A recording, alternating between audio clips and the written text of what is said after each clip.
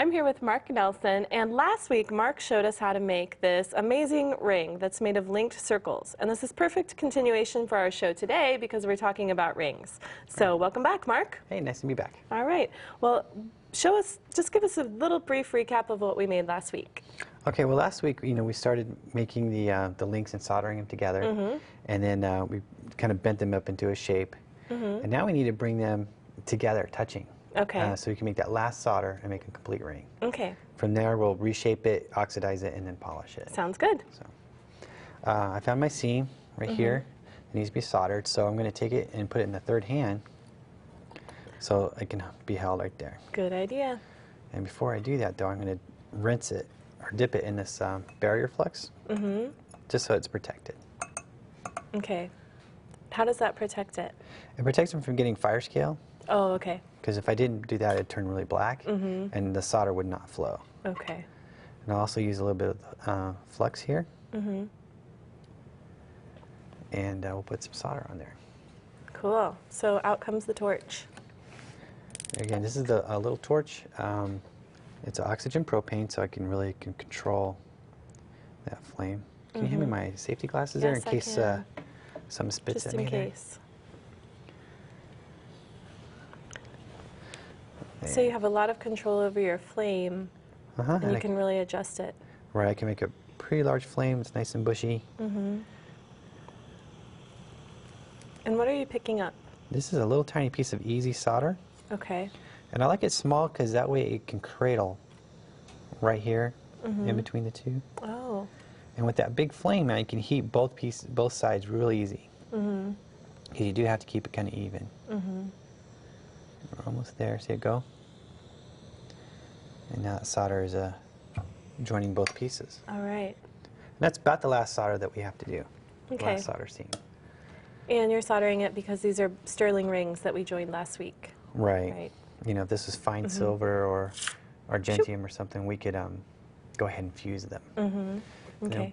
We'll go ahead and put this in here. Okay. And this is your pickle. It's my pickle, and we'll leave that in there until it comes out pretty clean. Okay. Okay. When it comes out, we can then take our ring and oxidize it. You can oxidize it black or use a little bit of sulfur, anything you want to do. But it will be kind of out of shape, so we need to round it out. Okay, so when you're as you're rounding it, maybe we can talk a little bit about the oxidation. Okay. A lot of people are probably familiar with liver of sulfur, where you would just drop the ring in and then take it out when it's the color you like. Right, exactly. And that way you can get a big range of different colors and things like that. But it won't take much to actually round it out. Okay. So you're just going to take a couple of taps on there. And are you rounding it just so it's more comfortable? More comfortable. Okay.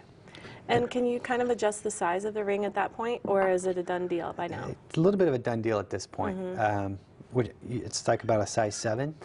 And if I wanted to go larger, it's very easy to come in here with a half-round file and file out the inside and make it bigger that way. Oh, okay. This is a pretty thick ring. It's about 1.5 millimeters, so you have some room to work with. Okay. Once you're done with that, you can use any kind of finishing method that you like. I put my glasses back on. Okay. Because I'm going to use a flex shaft. Oh. And there's a whole bunch of different type of finishes you can put on here.